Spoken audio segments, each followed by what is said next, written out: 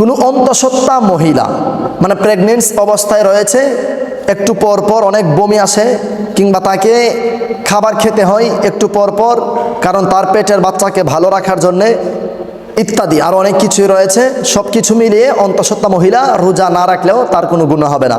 এরপর হচ্ছে সন্তানকে দুধ পানকারী, যেমন 1 মাসের, 2 মাসের, 4 মাসের, 5 মাসের এইরকম বাচ্চা যাদের রয়েছে, সন্তানকে দুধ পান করাতে হয় একটু পর পর, তাদের জন্যে রোজা ছেড়ে দেওয়ার বিধান শরীয়ত দিয়েছে।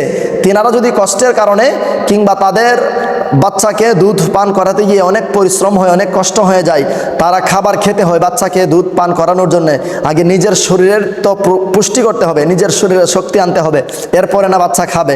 যদি এইরকম হয় বাচ্চা এখনো ভাত কিংবা অন্যান্য কোনো খাবার খেতে পারে না, সেই ক্ষেত্রে ওইসব মহিলাদের জন্য রোজা ছেড়ে দেওয়ার বিধান শরীয়ত দিয়েছে। এছাড়া বিনা কারণে যদি কোনো মুসলমান রোজা ছেড়ে দেয়, রোজা ভেঙে ফেলে, রোজা না রাখে, সে অবশ্যই ফাসেক, সে রোজাকে ইনকার করলো এবং সে রোজাকে অস্বীকার করলো, সে কাফের হয়ে গেল। তিরমিজি শরীফের 90 পৃষ্ঠার মধ্যে আবু মুসা তিরমিজি রহমাতুল্লাহি আলাইহি লিখেন, আল্লাহ রসুল সাল্লাল্লাহু আলাইহি ওয়াসাল্লাম বলেন, কোনো কারণ ছাড়া, রোগ সুগে আক্রান্ত ছাড়া, অন্তঃসত্ত্বা ছাড়া, আমি যে কারণগুলো বলেছি এগুলো ছাড়া যদি কোনো ব্যক্তি রোজা ছেড়ে দেয়, তাহলে ওই ব্যক্তি সারা বছর যতদিন বেঁচে থাকে ততদিন রোজা রাখলেও, রমজান মাস ছাড়া যতদিন বেঁচে থাকবে ততদিন রোজা রাখলেও তার রোজাহের কাফারা আদায় হবে না, রোজার কাফারা কাজা আদায় হবে না।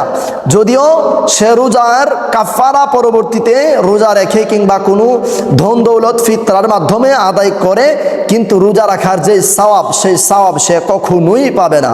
অতএব আমরা কখনোই মাহে রমজানুল মুবারকে আমরা কখনোই রোজা নিজের স্বেচ্ছায় সুস্থ শরীরে ছেড়ে দেব না। কষ্ট করে হলেও মাহে রমজানুল মুবারকে আল্লাহর হুকুম ফরজ রোজাগুলো রাখার চেষ্টা করব ইনশাআল্লাহ। যেইটুকু রোজা সামনে আরও যে রোজাগুলো রয়েছে, প্রত্যেকটি রোজা আমরা কষ্ট করে হলেও রাখার চেষ্টা করব ইনশাআল্লাহ। আল্লাহ আমাদেরকে সেই তৌফিক দান করুক। আমরা সকলে পড়ি আল্লাহুম্মা আমিন। প্রিয় ইমানদার ভাই বোনের, আশা করছি আপনারা সকলে বুঝতে পেরেছেন। আজকের এই ভিডিওটি সাওয়াবের নিয়তে, সবাইকে সতর্ক করে দেওয়ার নিয়তে প্রচুর পরিমাণে শেয়ার করে সারা বিশ্বময় ছড়িয়ে দিন। আসসালামু আলাইকুম ওয়া রাহমাতুল্লাহ।